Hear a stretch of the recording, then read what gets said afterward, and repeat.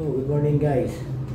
So, meron tayong gagawin na replacement ng busted strip light sa Passage. So, tingnan natin kung tama yung pagkakalagay ng safety precautionary na caution or yung mga lubid para maging ligtas yung mga tao.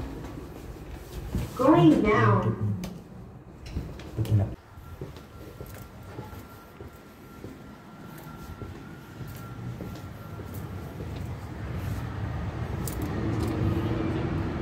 So ito yung counterweight ninyo. So safe ha. Harness nyo ha. Maglagay na lang kayo doon ng ng basahan para hindi gumasgas.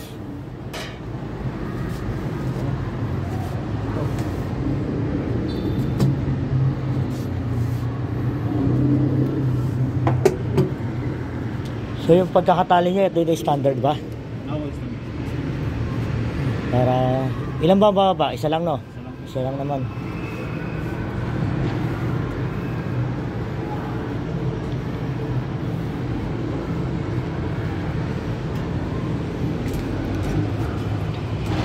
Tapos meron mag-assist ay dito sa taas. Para sakaling may yung wala. Hanggat walang hangin din. Sa hapon mahangin no? Hindi kayo matakot. Ako natatakot para sa isip. Meron akong pinano yan 20 story naman. Ganyan din ginawa. Kaya lang yung kasi doon talagang yung pinaglagyan roof access talaga. So talagang safe na safe. So complete yung niya hard hat ha. Kailangan natin sa safety.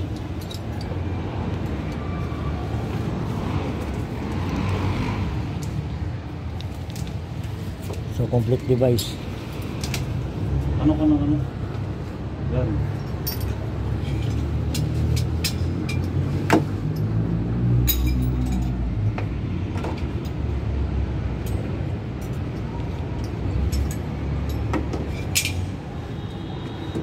Ngayon, pupunta naman tayo sa labas para tingnan yung pagkakasetup ng kanilang roof access. Yan yung tinatawag na roof access kung hindi ka gagamit ng gondola para sa mga ayusin mo sa mga passage ng building.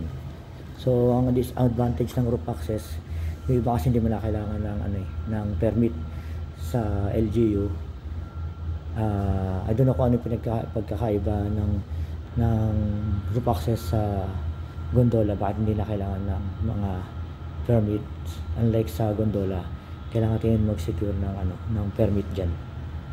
So, sa labas. Yung pusa bantay Nangihili na.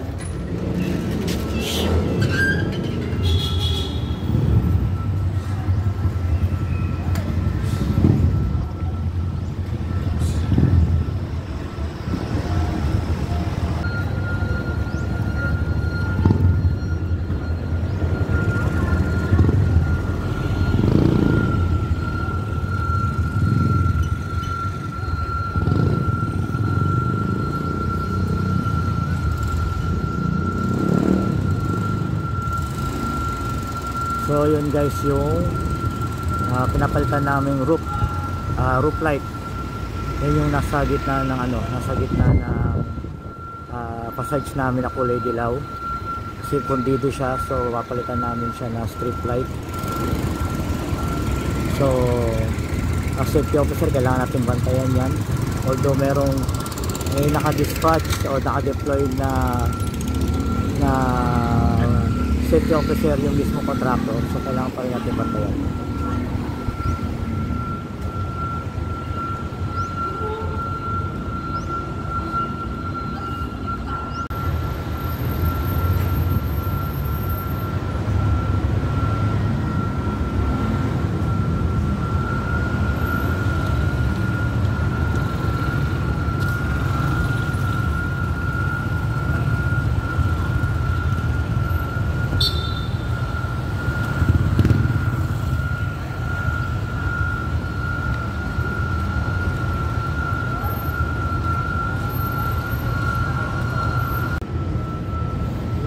Malinis lang. Ito yung papalitan namin na street light sa Passage. So kaya nandun yung tao ng contractor para mapalitan yung pundito. Biruin mo, ilaw lang, pero kailangan ng ganong trabaho. So para mapaganda syempre namin yung building, so kailangan mapalitan natin lahat ng mga hindi gumagana.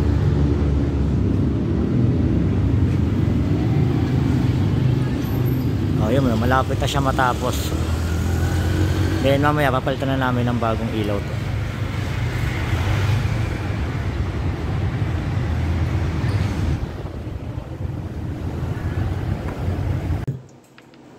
Okay, guys, so doon sa shinare kong video regarding sa safety naman ng isang trabaho dito sa condo, sa building. So yung shinare ko ay para naman doon sa mga kasamahan nating safety officer na kung ano yung mga dapat gawin bago pa lang magsagawa ng isang ganun na delikadong trabaho, tulad nga ng pagpapalit ng strip light sa Passage ng building. So medyo talagang hindi biro at talagang delikado. So kung kailangan natin talaga magkaroon muna ng safety precautionary na proseso at syempre konting orientation doon sa mga manggagawa para masunod yung safety procedures. Syempre safety first kailangan natin dahil nakasalalay ang buhay ng tao doon sa trabahong gagawin niya. So nakita nyo naman, so complete safety device naman yung ating personnel. So meron silang harness, meron silang hard hat. So yung roof access na tinatawag, so yun yung ginamit nila na methodology para bumaba o maglambitin doon sa gagawin nilang strip light. So yung papalitan nila na busted strip light. So all in all, naging maayos naman yung aming pagpapalit ng strip light. So sa ngayon gumagana na yung aming ilaw sa Passage area. So na-share ko ito kasi para naman magkaroon ng idea kung ano, lalo na yung mga baguhang sa building administration, na kung ano-ano yung mga dapat natin gawin. Siyempre sa isang safety officer, medyo marami tayong dapat improve na program sa building natin para masunod yung safety procedure na gagawin natin sa bawat kahit anong trabaho ng ating mga personnel. Kung subcontractor man yan, third party contractors man yan, in-house yan, kailangan nakasunod tayo sa safety procedure. So yun lang guys. So shoutout doon sa aking mga subscribers at doon sa mga followers sa Facebook page. Shoutout din kay Ma'am Elsie. Kahapon may training siya sa LLDA para sa kanyang refresher o yung 4 hours training. So may mga tanong siya during dun sa kanyang training. So far naman tama naman yung mga aking mga nasabi sa kanya doon sa aming conversation. So doon sa mga may mga tanong, pwede nyo rin naman pwede kayo mag-comment doon sa aking mga videos or pwede nyo akong i-direct comment sa aking Facebook page. At sabi nga nila, salamat daw at tayo ay laging nakasagot sa mga katanungan nila. So maraming salamat din sa mga comment nyo at maraming salamat din at ako ay nakakatulong kahit paano sa inyo. So muli, sa mga kapwa ko riders, Ninja Philippines, shoutout sa inyo. Sa Sabado Boys ko, shoutout sa inyo at keep safe tayo lahat. Thank you.